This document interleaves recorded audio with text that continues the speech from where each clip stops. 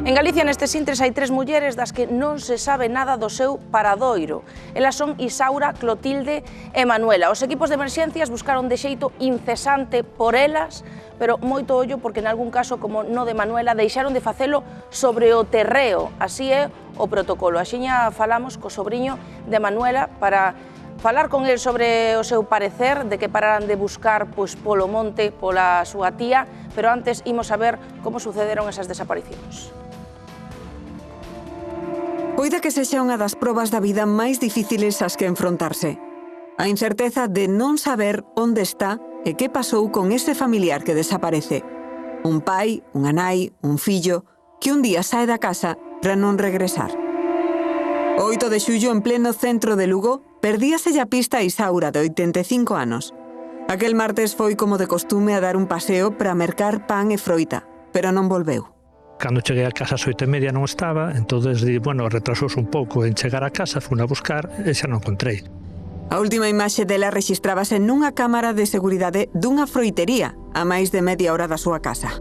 É a mesma. A min ayer viñeron os policías para concretar exactamente, porque solamente tiñan a miña versión, e claro, eu dixenles, mira, eu único mirar as cámaras, pero eu poño a mau no lume e non me queimo de que era a propia señora.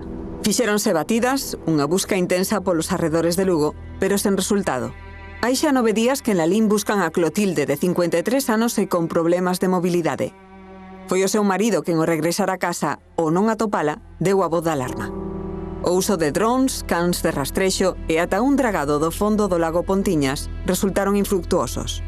Cada día que pasa, pues vai terminando, porque se van acabando as ideas, porque se van acabando as posibilidades tamén de supervivencia. Imos esta vez ampliar un pouco máis a esperanza de poder atopala. Case polas mesmas datas, o domingo pola tarde, esvaeceuse Manuela en avión. O seu 73 anos saiu da casa na que estaba de visita co seu fillo e nunca máis se soubo.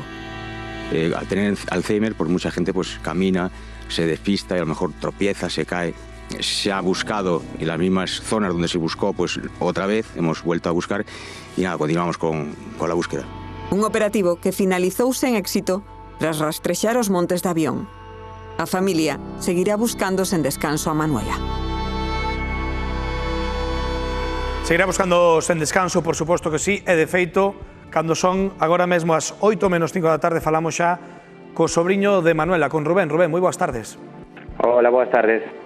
Rubén, porque xustamente vos tedes noticias, obviamente houve un importante despregamento de busca, Garda Civil, equipos de emerxencias, drones, unidades caninas, de todo, pero 7 días, non? Hai agora 3 días, toda esa busca sobre o terreo suspendeuse, non? Non sei como acolledes vos esta nova e, sobre todo, que estades facendo para seguir intentando buscar a túa tía.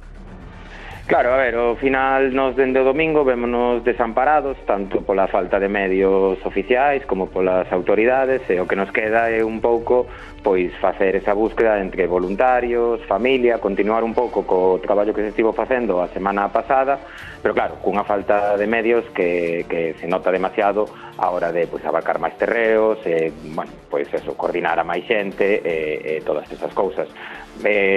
Foi unha decepción para nós como familia e ao final, pois claro, está recaendo todo o peso da búsqueda pois simplemente en voluntarios e familia. Claro, Rubén, a vos comunícanvolo e vos dicides, pois non imos a parar de buscar a Manuela nós mesmos con toda a xente que nos queira axudar e dende logo que como se volcou a xente deixou vos máis que sorprendidos, non?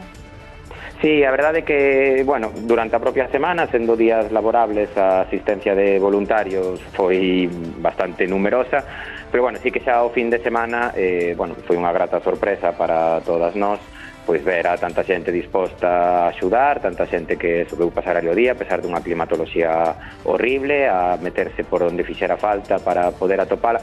Por eso tamén nos decepciona pois un pouco o abandono que temos polas institucións públicas a hora de buscar, porque non é que se parara de facer a búsqueda, que non houbera voluntarios ou que non houbera xente. Demostrouse, sobre todo o fin de semana, que a xente estaba disposta a seguir e, bueno, dende o domingo quedamos un pouco desamparados. É de verdade unha reivindicación que compartides moitas familias de desaparecidos e agora veremos nos minutiños exactamente pois, o protocolo que teñen establecidas as forzas de seguridade en casos como de túa tía Manuela. Rubén, que non sei se ao longo destes días temos que lembrar que túa tía é de Piñor, de Cea, desaparece en Avión, estaba visitando unha casa, non sei se estes días que vos seguides, por suposto, buscando, xa son 10 días desaparecida, tivestes algún tipo de pista, alguén puido ver algo, abriuse algunha fiestra de luz ou aínda nada? Non, a verdade é que, bueno, o que máis decepcionante en todo este proceso foi que eso, tras 10 días que levamos de búsqueda, non se era atopado un rastro, unha mínima pista ou por onde seguir. Eso é o que dificulta tamén todo o traballo, porque non temos, pois eso, como unha forma de seguir buscando sen pasar por sitios por los que xa pasamos, por si acaso non vimos algo ou demais. Bueno, pois Rubén Conde, grazas por estar connosco aquí no Hora Galega. Mandamos vos unha aperta máis que grande a toda a familia, de verdade que sí, porque son momentos máis que tensos e o gallá todo teña un final o máis positivo posible. Aquí estaremos para acompañarvos a todos vos, vale? Vale, moitas grazas por seguir dando cobertura. Eso é recordar que calquera voluntario que queira no pobo de Rubillós seguimos na búsqueda e que se agradece calquera tipo de colaboración. Grazas, Rubén.